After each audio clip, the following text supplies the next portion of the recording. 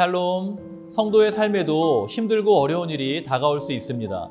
그렇지만 성도들에게는 늘 우리와 함께 하시고 우리의 기도를 들으시는 하나님 아버지가 계십니다. 또한 성도들도 여러 가지 상황과 환경에서 어떻게 행동하고 판단해야 될지 지혜가 부족할 때가 있습니다. 하지만 우리의 모범이 되시는 주님이 함께 하십니다. 오늘 하루도 우리와 함께 하신 하나님의 도우심을 얻고 주님을 본받아 성도의 삶을 살아가시는 모든 성도님들이 되시기를 간절히 소망합니다. 말씀을 읽겠습니다. 오늘의 말씀은 하나님을 본받는 자가 되라. 에베소서 5장 1절에서 5절까지입니다. 그러므로 여러분은 사랑을 받는 자녀답게 하나님을 본받는 사람이 되십시오. 그리스도께서 여러분을 사랑하셔서 우리를 위하여 하나님 앞에 향기로운 예물과 제물로 자기 몸을 내어주신 것과 같이 여러분도 사랑으로 살아가십시오. 음행이나 온갖 더러운 행위나 탐욕은 그 이름조차도 여러분의 입에 담지 마십시오. 그렇게 하는 것이 성도에게 합당합니다. 더러운 말과 어리석은 말과 상스러운 농담은 여러분에게 어울리지 않습니다. 오히려 여러분은 감사의 찬말을 하십시오. 여러분은 이것을 확실히 알아두십시오. 음행하는 자나 행실이 더러운 자나 탐욕을 부리는 자는 우상 숭배자여서 그리스도와 하나님의 나라를 상속받을 몫이 없습니다. 성도는 세상을 본받는 자들이 아니라 하나님을 본받아 사는 자들입니다. 세상은 좋아 보이고 즐거워 보이고 완전해 보입니다. 그렇지만 성경은 그러한 세상을 향하여서 이 세대를 본받지 말아라 라고 경계하고 말씀하고 있습니다.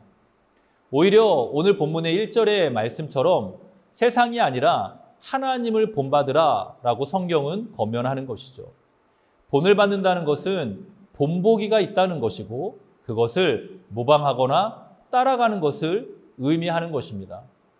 그렇다면 하나님을 본받는다는 것은 어떠한 의미가 있을까요? 우리가 먼저 기억해야 할 것은 우리가 이미 하나님의 형상대로 지으심을 받았다는 것입니다. 창세기 1장 26절의 말씀에 보면 하나님이 이르시되 우리의 형상을 따라 우리의 모양대로 우리가 사람을 만들고 그들로 바다의 물고기와 하늘의 새와 가축과 온 땅과 땅에 기는 모든 것을 다스리게 하자 하시고 라고 기록하고 있습니다. 형상이라는 단어는 그림자라는 의미의 단어입니다. 그림자는 본체를 반영하는 것이죠. 모양이라는 단어는 닮다라는 의미에서 유래된 것으로 본체와 비슷한 상태를 의미하는 것입니다.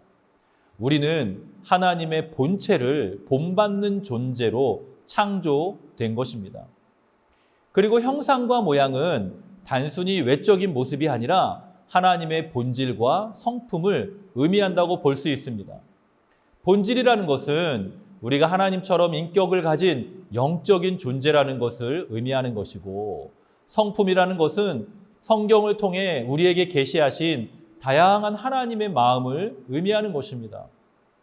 오늘 본문에서는 하나님을 본받는 삶을 사는데 사랑을 받는 자녀같이 하나님을 본받는 자가 되라고 말씀하고 있습니다. 사랑을 받는 자녀같이 하나님을 본받는 자가 되어라.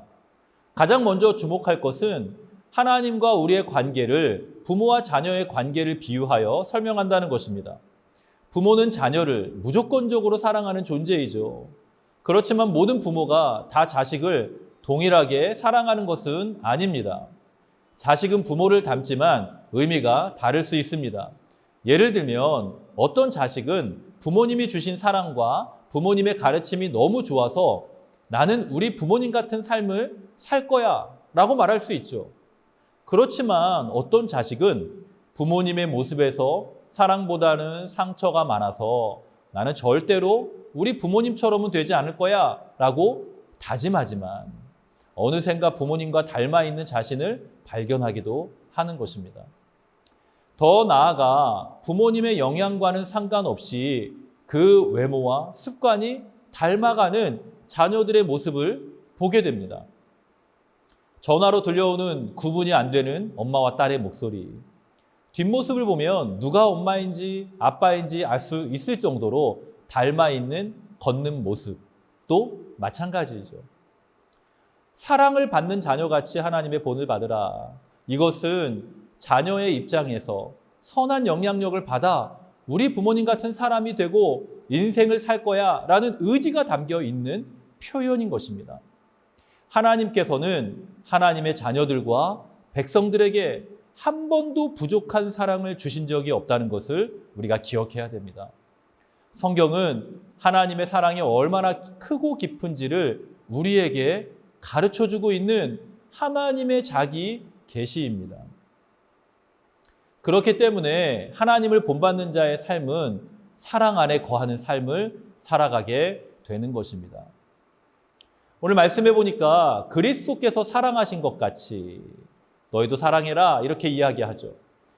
예수님께서는 하나님 아버지의 뜻대로 십자가에 달려 죽으심으로 우리를 향한 하나님의 사랑을 완성하신 분이십니다. 이 사랑은 이 세상에 누구도 대신할 수 없고 실현할 수도 없고 완성할 수 없는 사랑입니다. 그럼에도 불구하고 예수님이 우리를 사랑하신 것 같이 사랑 가운데서 행하라는 말씀은 주님이 희생하신 것처럼 그리고 먼저 본을 보여주신 것처럼 주님의 마음으로 우리의 공동체와 이웃을 대할 것을 성경에서 말씀하고 있는 것입니다.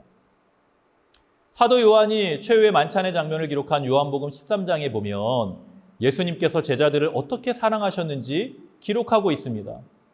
요한복음 13장 1절에 보면 자기 사람들을 사랑하시되 끝까지 사랑하셨다라고 기록하고 있습니다. 그리고 먼저 제자들의 발을 씻기신 후에 본을 보인 것이다 라고 주님께서 말씀하시죠. 그러고 난 이후에 내가 너희를 사랑한 것 같이 너희도 서로 사랑하라 라고 말씀하는 것입니다. 더 나아가 너희가 서로 사랑하면 모든 사람이 너희가 내 제자인 줄을 알리라 라고 말씀하는 것이죠. 끝까지 사랑하셨고 본을 보여주는 사랑을 하셨고 이 사랑을 나눌 것을 예수님이 제자들에게 우리에게 말씀하고 있는 것입니다. 예수님이 보여주신 먼저 본을 보이고 희생하며 자기의 뜻이 아니라 하나님의 뜻에 순종하여 이웃을 대하는 삶을 살아가는 것이 예수님의 사랑을 본받는 사랑을 행하는 삶을 살아가는 모습이 되는 것입니다. 우리는 세상을 본받는 자들이 아니라 하나님을 본받아 살고 예수님의 사랑을 행하는 성도들입니다. 오늘 하루의 삶에서도 그 사랑으로 지체와 이웃에게 사랑을 실천하는 모든 성도님들이 되시기를 주님의 이름으로 간절히 축복합니다. 함께 기도하겠습니다. 살아계신 아버지 하나님, 하나님의 모양과 형상대로 우리를 창조하여 주시고 우리를 구원하여 주셔서 하나님의 자녀 삼아 주심을 너무나도 감사합니다. 오늘 말씀처럼 허락하신 오늘 하루의 삶과 우리의 모든 인생에서 주님을 본받아 하나님을 본받아 사랑을 실천하는 삶을 사는 우리의 모습이 되게 하여 주시옵소서. 주님께서 우리에게 보여주신 그 희생과 섬김의 사랑, 먼저 본을 보여주신 그 사랑 우리의 마음에 깊이 새기고 우리의 가정과 우리의 이웃, 우리의 공동체를 그렇게 사랑할 수 있는 오늘 하루의 삶이 되게 하여 주시옵소서. 예수님의 이름으로 간절히 축복하며 기도드리옵나이다. 아멘.